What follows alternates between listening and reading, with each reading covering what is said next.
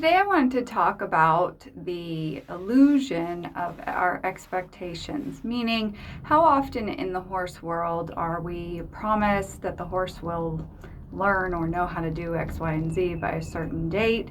or that we will accomplish something if we take the latest and greatest whatever. But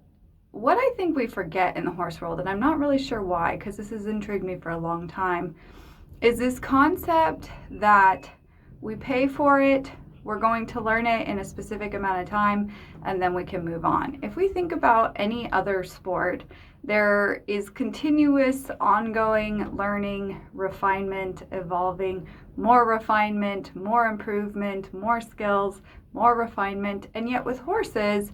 much of the time we have these expectations, whether if the horse has been through or is in a training program, whether we're trying a new approach in our horsemanship or how we're riding. But there's this idea that we're going to reach an end point. And I think this is the biggest disservice that is out there, because there is this false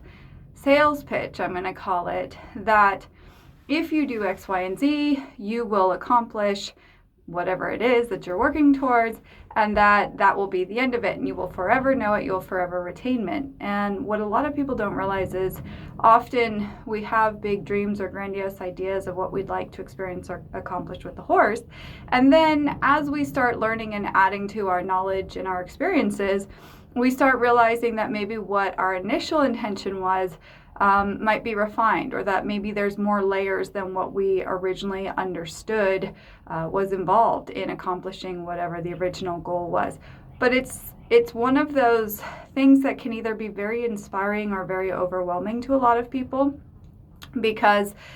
we are told in our society, in Western society, that if you don't accomplish the goal, then therefore you're not successful. And this is really a struggle for me, because so much of what I do nowadays compared to how when I started in the horse world and how I was taught things is really about learning the skills of the quality interaction and communication that we're offering the horse. And when we have the skills and the ability to do that, it doesn't really matter what the goal or the agenda is, because we have a common language and we have a way to help the horse both think through new or different scenarios. We have a way to help the horse emotionally diffuse any concern or fear, and we have ways to help the horse physically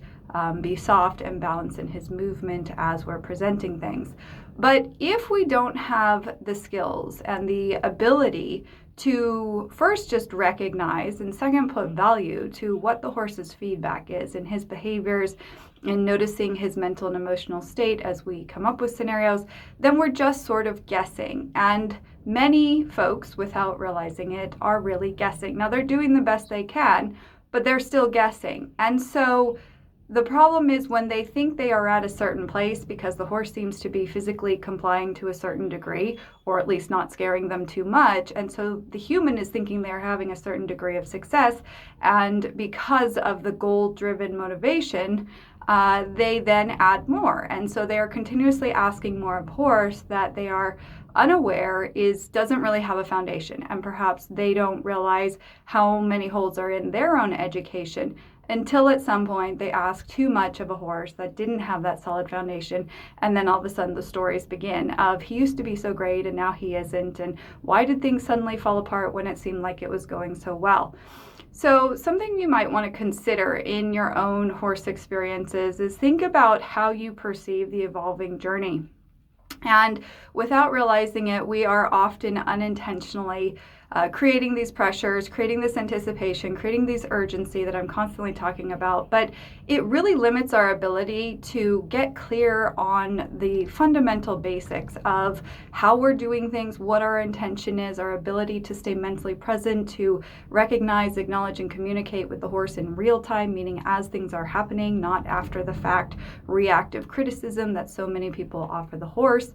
And it really allows us to, I'm going to say, problem solve so many things that we don't want to have happen in the future ahead of time. So before they ever evolve into these big dramatic scenarios. But this really takes letting go of the idea that we are only amounting success as to accomplishing a task. And what I really would love is if so many people who really are sincere in their search for this quality equine partnership and working with the horse and considering the horse and having empathy towards what the horse is giving in feedback, is if they could amount success to quality. And if each time we had a quality, whether it was a few seconds, a few minutes, an entire session, if we could say that that was our standard for success, ironically, we would be accomplishing so much more with our horse. So thank you for joining me, and I'll see you next time.